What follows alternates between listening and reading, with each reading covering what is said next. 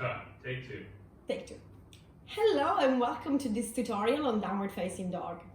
So downward facing dog, or Adho Mukha Svanasana in Sanskrit, is a yoga pose that we encounter all the time in yoga classes. And actually we encounter it so many times that we can practice it in different ways every time we have to step back into that pose. So in this short tutorial, what I'll do is to explain to you how to practice it if you are an entry-level practitioner, and how to practice it if you are more of an intermediate or advanced practitioner to get the most out of it. So when we look at a yoga pose, the first question we need to ask ourselves is, what's its function? And downward facing dog really has three functions that we can utilize. So the first one is that it's a resting pose.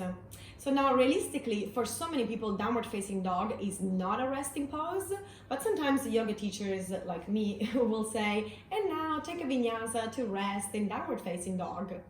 Well, for many beginners, actually that's not the case, because they feel this excruciating pain in the back of their legs and so much discomfort in their shoulders and wrists that to go back to downward facing dog, it's almost a nightmare.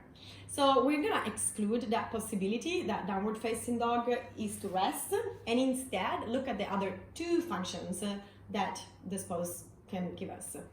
So function number one, you're probably aware of this already, is to lengthen the back of your legs. For some people, this translates into lengthening the calves, which is the bottom part of your legs, whereas for other people, it's more about lengthening the hamstrings, which is the back of your legs. Now, this will depend on how stiff you are in other areas. The second function of downward facing dog instead is to stretch the shoulders and upper body. Now, this might be a little bit less obvious, but think of it this way. You know when you wake up in the morning and you bind your hands and then just stretch and move the thighs around the upper body? So it's actually effective because you're binding your hands. It would also be effective if you use the strap, right? But it's not as effective if you only lift your hands up, right? So in downward facing dog, basically we're using the floor instead of using a belt or binding our hands. So pretty much what we do is the following. We press the hands down, then ideally you bend your knees and then push the chest towards the thighs. Now you really can feel the stretch in your upper body. So how can we get the most of this pose depending on how long we've practiced for and the stiffness around our different body parts? So if you are an entry-level practitioner, meaning downward facing dog really is very uncomfortable for you right now, then what I would recommend is that you start to bend your knees. See, this is what happens usually to beginners. When you come into the pose, because your hamstrings are really tight, they will not let your pelvis tilt anteriorly. So that means that your pelvis might look like that. So when you go into the pose, you probably round the shoulders, and because of that, there is a lot of pressure on your wrists. So generally, when you start doing yoga and you do this pose, you feel pressure in your shoulders, and then of course, discomfort in the back of your legs. So let's choose maybe to focus on one target area, the shoulders first. So when you bend the knees, you see now you can straighten your spine, but most importantly, you can move the shoulders away from the wrist and farther back, which will put less pressure on your wrists. And if you want to, you can also walk the hands a little bit more forward to get a little more stretch out of this.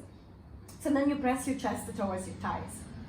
Now, this will give you the shoulder lengthening sensation, but a little bit less, of course, of lengthening in the back of your legs. So if you want that too, though, then all you have to do is to press the heels down like you want to straighten your legs. Maybe straighten them a little bit, but not so much that you are back into rounded.